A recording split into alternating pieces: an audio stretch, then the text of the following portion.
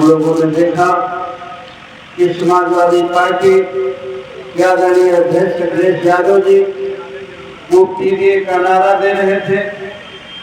इस देश के पिछड़ी जातियों की बात जो हम करते आए हैं 4-5 सालों से 8 सालों से, वो जाति जनगणना की बात उन्होंने की, आबादी के हिसाब से हिस्सेदारी देने की बात की।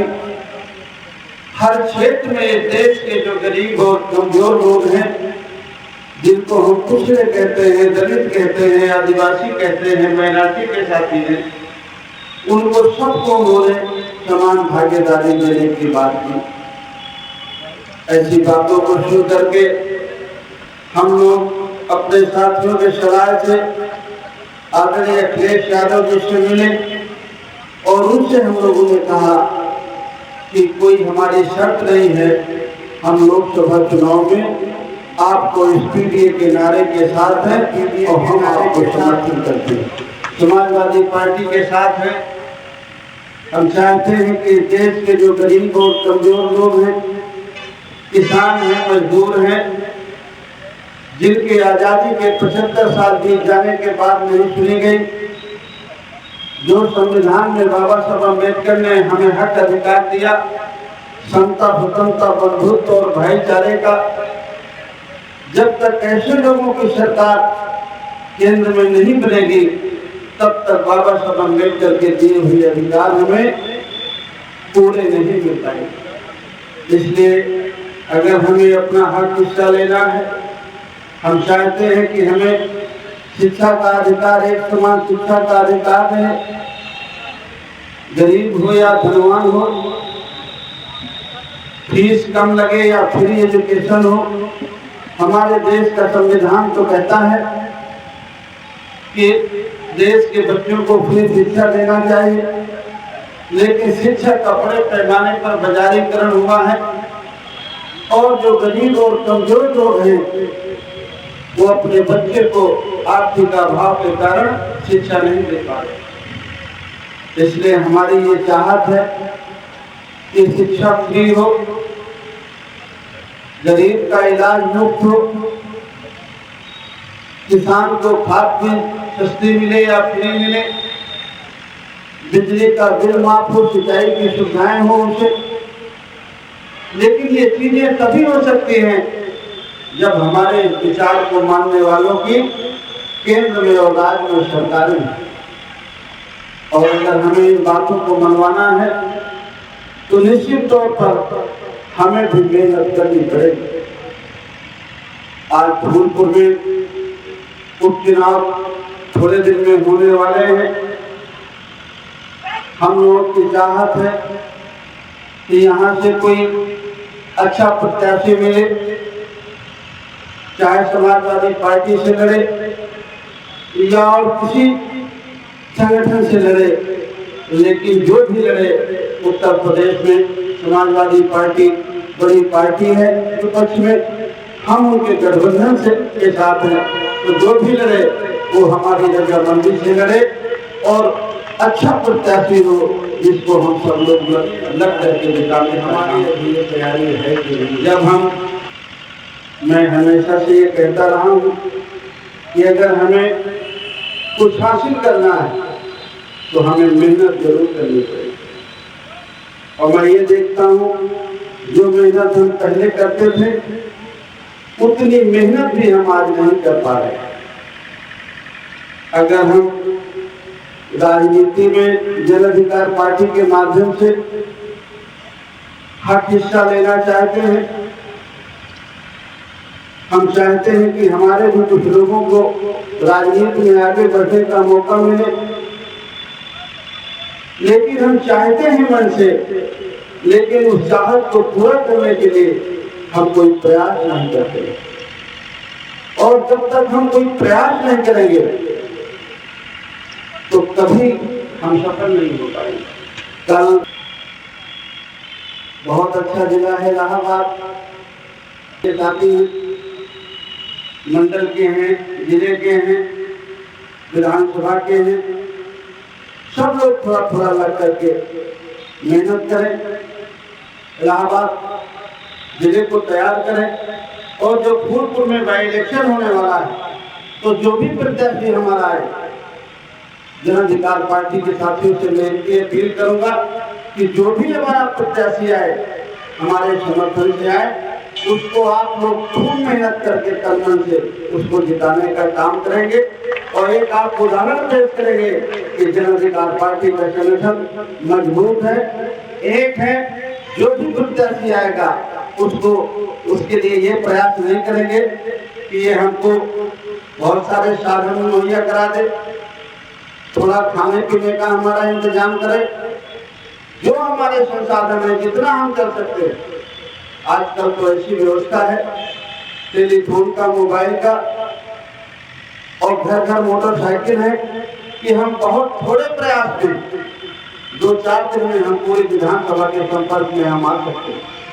पहले का जमाना था कि अब जब तक आप जाएंगे नहीं, लोगों से मिलेंगे नहीं, तो आपका संदेशा नहीं पहुंचेगा। उनको जिताने का काम करेंगे। और 27 में ये मन में आपके हो कि जब 27 का विधानसभा का जनरल इलेक्शन होगा, तो निश्चित तौर पर हम जन अधिकार पार्टी के माध्यम से इलाहाबाद में कुछ सीटें लड़ेंगे, समाजवादी पार्टी के साथ मिल करके, उनके सहयोग से, जो उनका पीडीए का नारा है, ताकि आपको भी राजनीति में हिस्सेदारी और भागीदारी मिले। और ये तभी संभव है जब हम सब लोग मिल करके मेहनत करें। हम लोगों ने अभी फतेहपुर में घटना हुई है। प्रिया मौर्य एक बिटिया थी हमारी, एक स्कूल में पढ़ती थी। जिस बस में वो जाती थी उसका ड्राइवर उसे परेशान करता था, मिसबिहेव करता था। कई बार उसने प्रिंसिपल से कहा, उसने नहीं सुना। और जब एक दिन आखिरी बार वो जा रही थी, तो ड्राइवर को पता चल गया था कि ये प्रिंसिपल से शिकायत करती है, तो और उसने बदतमीजी जाकर के उसने प्रिंसिपल से कहा।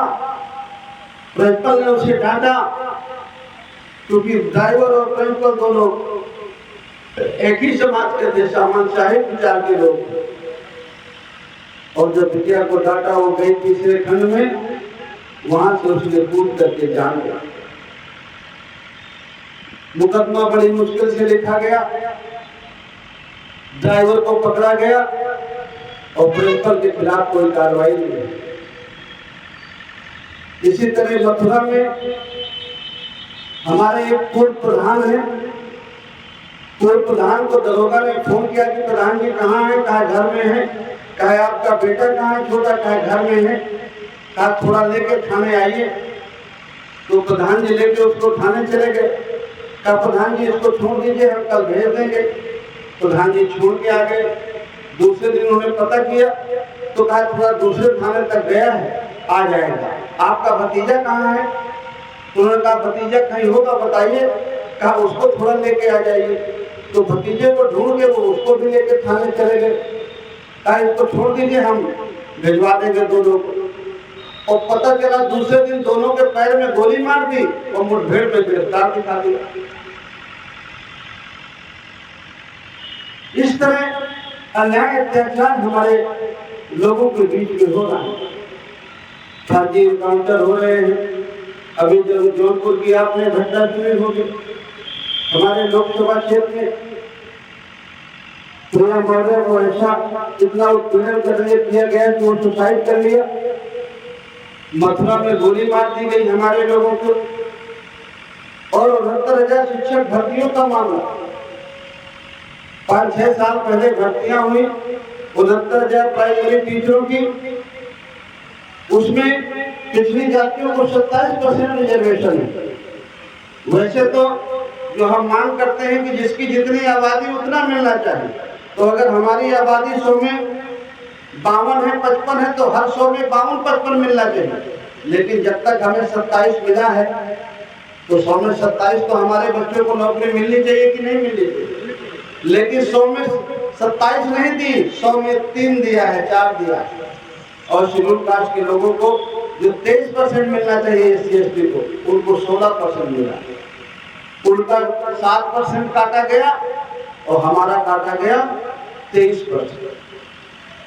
हर 100 में 23 नौकरियां हमारे बच्चे के हिस्से की उन लोगों ने अपने बच्चों को दी। हम लोग 2 फुट 1 फुट जमीन के लिए झगड़ा करते हैं। अगर हमारा सगा भाई हमसे थोड़ा सा ज्यादा ले ले तो विवाद खड़ा हो जाता है, पंचायतें होती है, मुकदमा चलता है। लेकिन हमारे बच्चे के हिस्से की नौकरी वो लोग ले लेते हैं, हमारे बच्चे के विकास का पैसा उनके ऊपर लग जाता है, उस पर हमारा ध्यान नहीं, हमारा ध्यान तो कहीं और चला जाता है।